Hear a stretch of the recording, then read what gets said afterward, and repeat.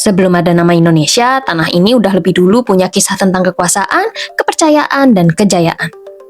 Labirin Sejarah bakal ngajak kamu menjelajahi masa-masa awal berdirinya kerajaan di Nusantara, masa ketika segalanya baru dimulai.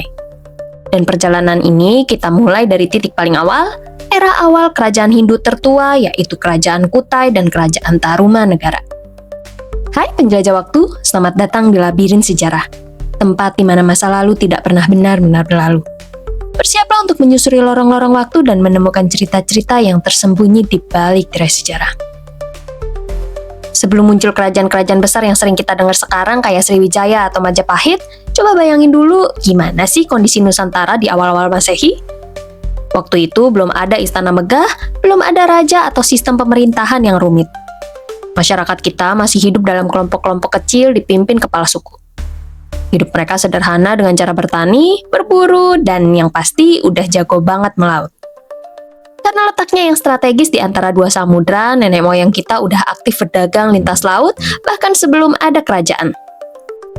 Nah, disinilah mulai seru.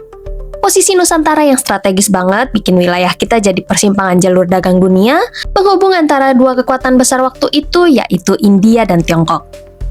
Para pedagang yang lewat pasti mampir ke sini, entah buat isi perbekalan, barter barang, atau sekedar beristirahat. Dari situ terjadilah pertukaran budaya dan ide.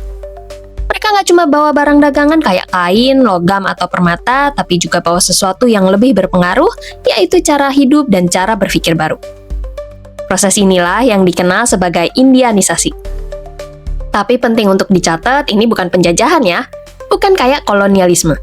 Semua terjadi secara alami dan damai lewat interaksi perdagangan. Pedagang-pedagang dari India memperkenalkan banyak hal baru, misalnya konsep tentang kerajaan, di mana beberapa suku bisa bersatu di bawah satu pemimpin kuat yang disebut raja. Terus datang juga ajaran agama Hindu dan Buddha, lengkap dengan cerita epik kayak Ramayana dan Mahabharata yang bikin masyarakat lokal terinspirasi. Selain itu, mereka juga ngenalin bahasa Sanskerta, semacam bahasa internasional zaman dulu yang banyak dipakai di prasasti-prasasti penting sebagai simbol status dan ilmu pengetahuan. Tapi masyarakat kita waktu itu nggak cuma nyontek mentah-mentah budaya luar. Mereka milih mana yang cocok buat diterapin di sini. Unsur-unsur dari India diserap, diolah, terus dikawinin dengan tradisi lokal yang udah ada sejak lama, kayak pemujaan Dewa Siwa yang dilakukan di tempat-tempat kayak tepi sungai atau pohon besar, dan bukan di kuil-kuil sesuai tradisi masyarakat setempat. Dari perpaduan itulah lahir peradaban awal Nusantara, kerajaan-kerajaan pertama yang punya nuansa India tapi tetap berjiwa lokal, berakar kuat di tanah kita sendiri. Sekarang, yuk kita bahas lebih dalam soal Kerajaan Kutai, si pelopor, si pembuka jalan, kerajaan pertama yang jadi cikal bakal munculnya kerajaan-kerajaan besar di Nusantara. Jadi, gimana sih ceritanya? Bayangin sekitar abad ke-4 sampai ke-6 Masehi di daerah Muara Kaman, Kalimantan Timur yang sekarang mungkin terasa sepi dan jauh dari keramaian, dulu udah ada pusat peradaban yang hidup banget. Menariknya, kita tahu kerajaan ini bukan dari sisa-sisa istana megah, tapi dari prasasti yupa, tiang batu yang dulunya dipakai buat ngikat hewan kurban dalam upacara keagamaan. Nah, di batu-batu itulah mereka ninggalin tulisan pakai huruf Pallawa dan bahasa Sanskerta. Bisa dibilang ini kayak status update zaman dulu, cara mereka ngasih tahu dunia tentang siapa mereka dan apa yang mereka lakukan. Kalau soal rajanya, ceritanya juga seru. Kerajaan ini dimulai dari seorang tokoh bernama Kudungga yang kemungkinan besar masih kepala suku lokal dan belum terlalu terpengaruh budaya India. Nah, dari sinilah mulai terjadi perubahan besar. Anaknya, Aswawarman, mulai ngenalin sistem kerajaan dan disebut sebagai pendiri dinasti pertama Kerajaan Kutai. Terus di masa cucunya Mulawarman, Kutai mencapai puncak kejayaan. Raja ini dikenal dermawan banget, bahkan di prasasti disebut dia pernah ngasih 20.000 ekor sapi dan banyak emas buat para Brahmana. Jumlah yang luar biasa banget buat ukuran masa itu, dan itu nunjukin kalau ekonomi Kutai udah maju banget. Dari sisi agama dan budaya, masyarakat Kutai memeluk Hindu aliran Siwa. Prasasti Yupa sendiri jadi bukti kalau upacara-upacara keagamaan udah dilakukan secara teratur dan terorganisir. Tapi yang paling penting, tulisan-tulisan itu juga nunjukin satu hal besar. Kalau di sana udah ada sistem pemerintahan yang rapih, ada raja, ada kaum Brahmana, ada rakyat, semua punya peran masing-masing. Artinya mereka udah bukan sekedar kumpulan suku, tapi udah jadi kerajaan dalam arti sesungguhnya. Namun, kayak banyak kerajaan besar lainnya, masa kejayaan Kutai juga nggak berlangsung selamanya. Seiring berjalannya waktu, pengaruh dan kekuatannya mulai memudar. Nggak ada catatan yang benar-benar jelas tentang bagaimana akhir kerajaan ini, tapi para sejarawan percaya kalau Kutai Martadipura, kerajaan Hindu yang kita bahas ini, perlahan tergeser oleh munculnya kerajaan baru di daerah yang sama, yaitu Kutai Kartanegara yang berdiri sekitar abad ke-13 Masehi dengan pengaruh Islam yang mulai kuat. Dari sinilah proses peralihan besar terjadi, dan akhirnya peradaban lama pun berganti wajah. Tapi ada satu legenda menarik yang masih hidup sampai sekarang di sekitar Muara Kaman. Masyarakat setempat percaya kalau kerajaan Kutai Martadipura tenggelam atau menghilang karena kutukan setelah raja terakhirnya melanggar adat. Katanya beberapa batu dan arca yang ditemukan di dasar Sungai Mahakam adalah peninggalan istana yang tenggelam. Cerita ini memang belum terbukti secara sejarah, tapi bikin Kutai makin terasa misterius, kayak kerajaan yang lenyap di telan waktu, tapi auranya masih terasa sampai hari ini. Nah, kenapa Kutai penting banget buat sejarah Indonesia? Karena Kutai adalah kerajaan Hindu tertua di Indonesia yang meninggalkan bukti tertulis. Mereka ini bisa disebut pionir. Kutai jadi contoh pertama bagaimana masyarakat lokal Nusantara bisa berubah dari kelompok suku menjadi kerajaan teratur lewat pengaruh budaya India tanpa kehilangan identitas lokalnya.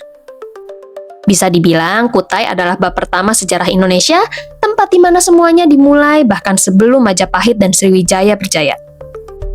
Jadi kalau bicara soal siapa yang pertama kali nyalain obor peradaban di tanah kita, jawabannya jelas, Kutai dari Kalimantan Timur. Sekarang kita geser dikit dari Kalimantan ke arah Jawa Barat, ke masa yang kurang lebih masih sama sekitar abad ke-5 sampai ke-7 Masehi. Disinilah muncul Kerajaan Tarumanegara, salah satu kerajaan paling awal di tanah Jawa. Kalau Kutai dikenal dari batu yupa, Tarumanegara punya jejak digitalnya sendiri lewat beberapa prasasti batu yang tersebar di sekitar Sungai Citarum kayak prasasti Ciaruten, Tugu, Kebon Kopi, sampai prasasti Jambu. Prasasti-prasasti ini bisa dibilang kayak kapsul waktu yang nyimpen cerita tentang kehidupan, prestasi, dan pencapaian mereka di masa itu. Salah satu yang paling terkenal adalah prasasti Ciaruten. Di batu itu ada ukiran 2 telapak kaki yang dipercaya sebagai simbol kekuasaan Raja Punawarman, sekaligus lambang kalau kekuatannya kayak Dewa Wisnu yang melindungi dunia. Di masa itu belum ada foto atau patung mewah, jadi ukiran di batu ini bisa dibilang semacam selfie tertua di Nusantara, cara raja meninggalkan jejak supaya bisa dikenang selamanya. Raja Punawarman bukan cuma raja yang kuat, tapi juga visioner banget buat ukuran zamannya. Bayangin aja, dia bikin proyek besar-besaran tanpa alat berat, menggali saluran Sungai Gomati sepanjang kira-kira 11-12 km. Tujuannya juga keren, biar sawah dan ladang nggak kekeringan pas musim kemarau dan nggak kebanjiran pas musim hujan.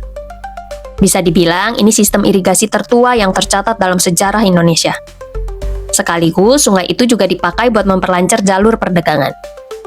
Semua ini sampai dicatat di Prasasti Tugu sebagai pencapaian besar Tarumanegara dan jadi bukti betapa majunya tata kelola lingkungan dan pertanian mereka. Dari sisi keagamaan, masyarakat Tarumanegara banyak yang menganut Hindu aliran Wisnu. Ini kelihatan dari simbol-simbol yang ada di prasasti kayak cap telapak kaki Raja Punawarman yang diibaratkan sebagai telapak kaki Dewa Wisnu. Tapi sama kayak di Kerajaan Kutai, mereka nggak cuma copy-paste budaya India gitu aja. Kalau diperhatiin dari gaya relief dan bahasanya, kelihatan banget ada campuran budaya lokal yang bikin identitas Tarumanegara jadi khas dan beda.